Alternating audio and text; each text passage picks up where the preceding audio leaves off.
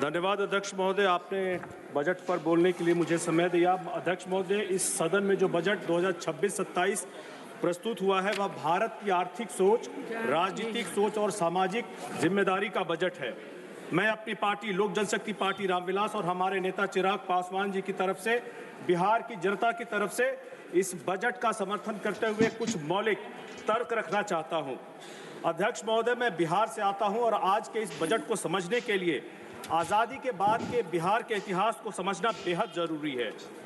अगर बिहार की बदहाली की कारणों को संक्षेप में समेटा जाए तो 2C या आज़ादी से पहले समझा जाए तो 1C 3C के माध्यम से समझा जा सकता है, जिसमें पहला है लॉर्ड कॉर्नवालिस, जिन्होंने बिहार पर परमानेंट सेटलमेंट लगाकर फिक्स कर दिया था लगान, ताकि पैदावार हो या ना हो आपको लगान भरना पड़ेगा। दूसरा, कांग्रेस 1 अप्रैल 1952 में कांग्रेस ले आई थी फ्रेट इक्वलाइजेशन पॉलिसी, और यह पॉलिसी बिहार और बिहार जैसे राज्यों से उनका औद्योगिक भविष्य छीन लिया गया था। इक्वलाइजेशन के नाम पर बिहार जैसे राज्यों के साथ मार्जिनलाइजेशन, डिस्क्रिमिनेशन और एक्सप्लॉयटेशन किया गया था। लोहा हमारे यहां से निकला, कोयला हमारे यहां से निकला, लेकिन फैक्ट्रियां हमसे दूर कर दी गई थी। अध्यक्ष महोदय, सदन में 2 भारत की चर्चा हम लोगों ने सुनी है। बिहार भी इस 2 भारत की चर्चा का विषय है। I come from 2 Indias where the mineral resources of a leading state after independence, my state Bihar, was taken away in the name of development. Its comparative advantage was deliberately destroyed, and the same state was branded as backward, while its migrant laborers were humiliated and persecuted.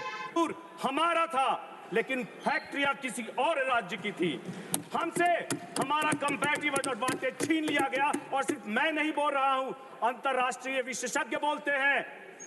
John Hopkins के वहां के वो professor बोलते हैं देवेश कपूर, वहां से university of नॉटर dam के professor बोलते हैं देवेश कपूर, वहां से यूनिवर्सिटी ऑफ नॉटर डेम के शोधकर्ता बोलते हैं, और भारत के पूर्व राष्ट्रपति प्रणब मुखर्जी जी ने भी कहा था मार्च 2017 में कि बिहार को अगर किसी ने सबसे ज्यादा बर्बाद किया है तो कांग्रेस सरकार की फ्रेट इक्वलाइजेशन पॉलिसी ने बर्बाद किया है।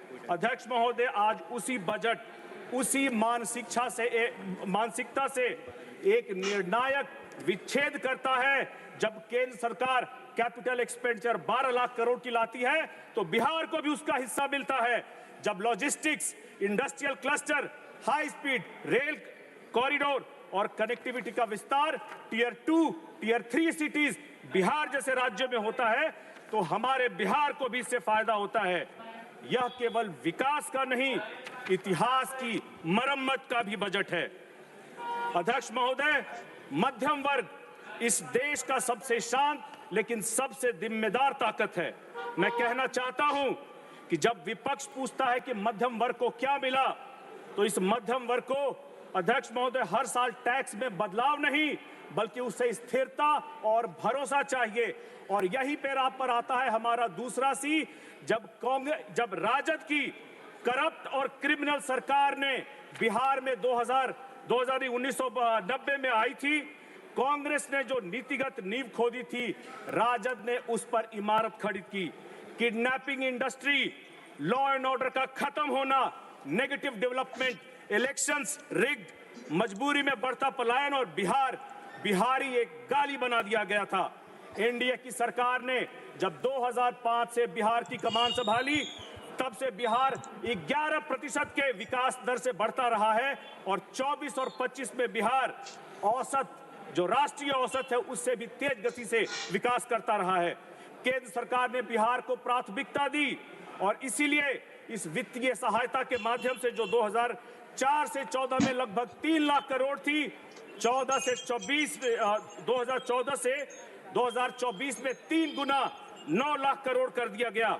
यह बात स्पष्ट प्रमाण है कि सही नीतियां मिलती है तो बिहार पीछे नहीं आगे बढ़ता है। अध्यक्ष महोदय, मैं विषय पर आता हूं। मध्यम वर्ग को हर साल टैक्स में बदलाव नहीं चाहिए, उसे स्थिरता और भरोसा चाहिए। इस बजट ने टैक्स की दरें नहीं बदली, टैक्स व्यवस्था का स्वभाव बदला है, मुकदमेबाजी कम हुई है, अनावश्यक दंड खत्म हुए हैं और अनुपालन सरल हुआ है। अध्यक्ष महोदय, अनिश्चितता टैक्स से ज्यादा महंगी होती है।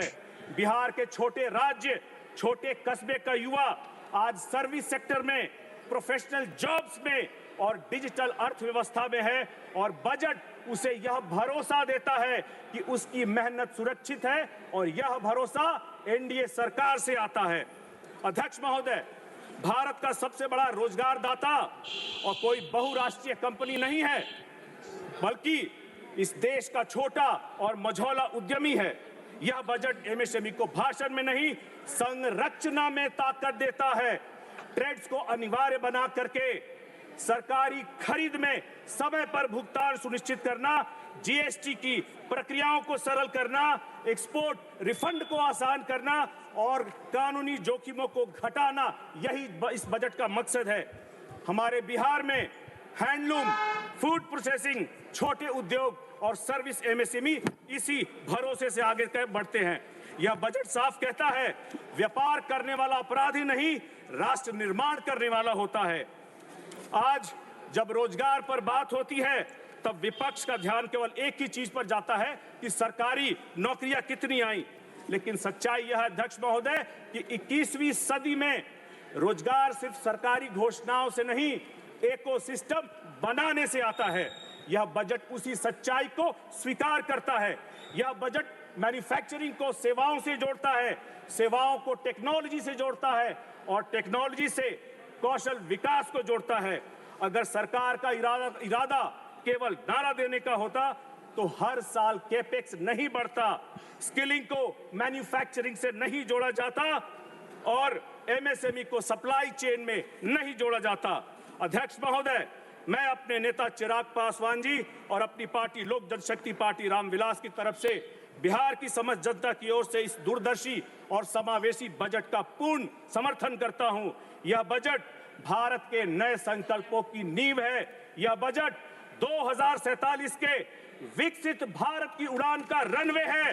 और अंत में अध्यक्ष महोदय, मैं अपनी बात एक शेर के माध्यम से समाप्त करना चाहूंगा।